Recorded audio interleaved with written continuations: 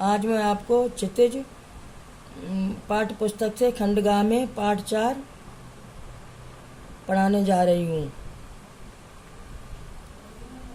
पाठ 4 मानवीय करुणा की दिव्य चमक। फादर को जहरबाज से नहीं मरना चाहिए जिसके रंगों में दूसरों के लिए मिठास भरे अमृत के अलावा और कुछ भी नहीं था। उसके लिए जहर का ही विधान क्यों हो?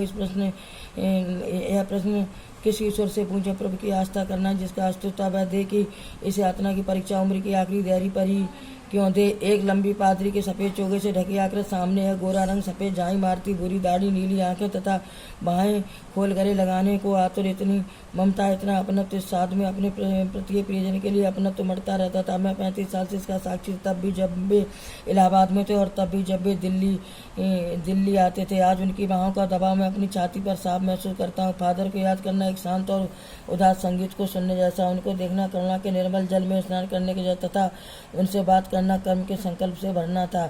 मुझे परमल के वो दिन याद आते जब हम सभी एक पारिवारिक रिश्ते में बंधे जैसे थे, जिसके बड़े फादर बुलके थे। हमारे हंसी मजाक में वे निर्लिप्त शामिल रहते थे। हमारी गोष्ठियों सभाओं में वे गंभीर रूप से बहस करते थे, रचनाओं को बेबाक पढ़ते थे और सुझाव देते थे।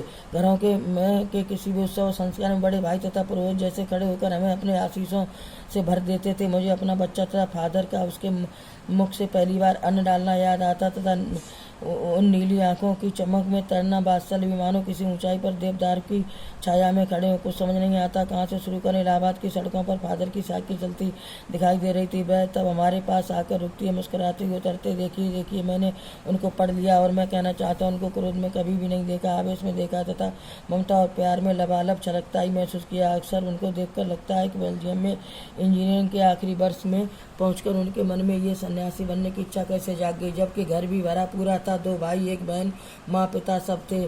क्या अब आपको अपने देश की याद आती है? मेरा देश तो भारत है। मैं आपकी जन्मभूमि की पूछ रहा हूँ। हाँ आती है, बहुत ही सुंदर है मेरी जन्म रेम्स चैपल। और घर में किसी की याद, माँ की याद आती है और बहुत याद आती है। बच्चों से इस पाठ स्वयं पढ़ें और मैं भी पढ़ाऊँगी और प्रश्न उत्तर लिखें, याद करें।